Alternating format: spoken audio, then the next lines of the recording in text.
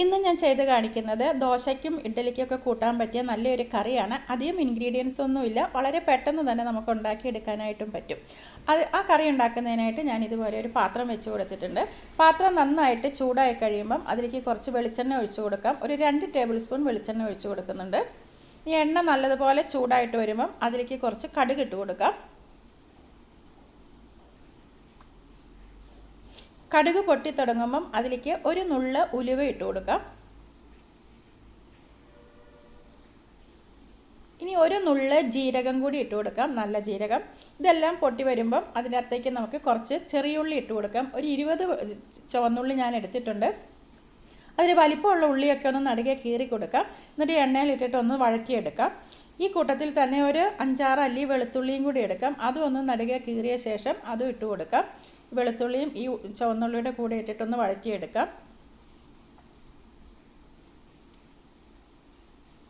ഇനി ഇതിലേക്കൊരു 3 പച്ചമുളക് അതും നെടുകെ കീറിയിട്ടുണ്ട്, അതും ഇട്ട് കൊടുക്കാം.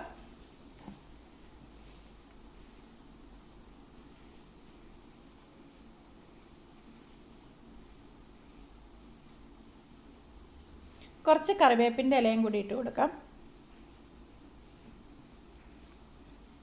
ഇനി നമുക്ക് ഇതിലേക്ക് ഉള്ളിയൊക്കെ ഒന്ന് വഴന്ന് വന്നിട്ടുണ്ട്. പൊടികൾ ചേർത്ത് കൊടുക്കാം. ഒരു 1/4 ടീസ്പൂൺ മഞ്ഞൾപ്പൊടി ഇട്ട് കൊടുക്കാം. പിന്നെ 1 ടീസ്പൂൺ മുളക് പൊടി ഇട്ട് കൊടുക്കാം. എരിവുള്ള മുളക് പൊടി തന്നെയാണ്. ഇനി ഇതിലേക്ക് ചേർക്കുന്നത് സാമ്പാർ പൗഡറാണ്. ഒരു 2 ടീസ്പൂൺ നിറയെ സാമ്പാർ പൗഡറും കൂടി ഇട്ട് കൊടുക്കാം. എന്നിട്ട് ഇതേ പൊടികളെല്ലാം കൂടി ലോ ഫ്ലെയിമിലിട്ടിട്ട് ഒന്ന് മൂപ്പിച്ചെടുക്കാം. ഇനി ഇതിലേക്ക് ഒരു 1/4 ടീസ്പൂൺ കായത്തിൻ്റെ പൊടിയും കൂടി ചേർത്ത് കൊടുക്കാം.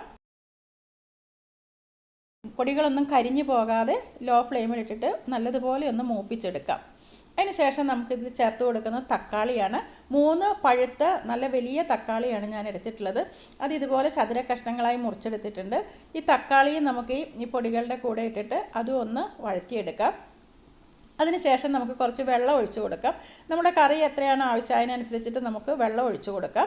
വെള്ളം ഒഴിച്ചു കൊടുത്ത ശേഷം ഹൈ ഫ്ലെയിമിലേക്ക് ആക്കിയിട്ട് നല്ലതുപോലെ ഒന്ന് വേവിച്ചെടുക്കാം. ഈ തക്കാളി ഒന്ന് വേവിച്ചെടുക്കാം. നമുക്ക് ഈ കറിയിലേക്ക് ആവശ്യമുള്ള ഉപ്പും കൂടി ഇട്ട് കൊടുക്കാം. ഞാൻ കല്ലുപ്പാണ് ഇട്ട് കൊടുത്തിട്ടുള്ളത്. ഇപ്പോൾ കറി നന്നായിട്ട് തിളച്ച് വന്നിട്ടുണ്ട്. നമുക്ക് മൂടി വെച്ചിട്ട് മീഡിയം ഫ്ലെയിമിലാക്കിയിട്ട് നല്ലതുപോലെ ഒന്ന് ഈ തക്കാളി ഒന്ന് വെന്ത് വരുന്നത് വരെ മൂടി വെച്ചിട്ട് വേവിച്ചെടുക്കാം. അപ്പോൾ തക്കാളിയൊക്കെ ആവശ്യത്തിന് വെന്ത് വന്നിട്ടുണ്ട്. ഇനി ഇതിലേക്ക് ചേർക്കുന്നത് 1 ടേബിൾ സ്പൂൺ കടലമാവ് എടുത്തിട്ടുണ്ട്. ഞാൻ 1 ടേബിൾ സ്പൂൺ നിറയെ എടുത്തിട്ടുണ്ട്. അതിലേക്ക് കുറച്ച് ഇളം ചൂടുവെള്ളം ഒഴിക്കുക. ചൂടുവെള്ളം ഒഴിച്ച ശേഷം ഇത് കട്ടയൊന്നും ഇല്ലാതെ നല്ലതുപോലെ ഒന്ന് കലക്കിയെടുക്കണം. ഈ രീതിയിൽ ഇത് കണ്ട കട്ടയൊന്നും ഇല്ലാതെ ഒന്ന് കലക്കിയെടുക്കണം. അത് നമുക്ക് കറിയിലേക്ക് ഒഴിച്ചു കൊടുക്കാം. ഈ സമയത്ത് ഫ്ലെയിം ഒന്ന് കുറച്ച് വെച്ച് കൊടുക്കണം. ഈ കടലമാവ് ഒഴിച്ച് കഴിയുമ്പോൾ കറി ഒന്ന് നല്ലതുപോലെ കുറുകി വരും. അപ്പോൾ നമ്മൾ കുറച്ചും കൂടി വെള്ളം ഒഴിച്ചു കൊടുക്കാം. വെള്ളം ഒഴിക്കുന്നത് ചൂടുവെള്ളം ഒഴിച്ചു കൊടുത്താൽ മതി. എന്നിട്ട് ഈ കടലമാവും കൂടെ ഒഴിച്ച ശേഷം കറി ഒന്ന് നല്ലതുപോലെ ഒന്ന് തിളച്ച് ആ മാവൊന്ന് വെന്ത് വരണം.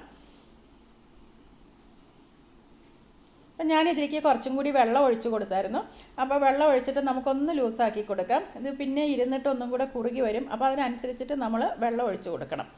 ഇത്രയേ ഉള്ളൂ. ഇപ്പോൾ കറി റെഡി ആയി കഴിഞ്ഞു. ഇനി ഇതിലേക്ക് നമുക്ക് കുറച്ച് മല്ലിയിലയും കൂടെ അരിഞ്ഞിടാം.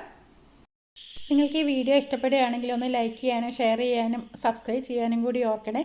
അപ്പോൾ ഇനി മറ്റൊരു വീഡിയോയുമായി ഞാൻ വീണ്ടും വരുന്നതാണ്. താങ്ക്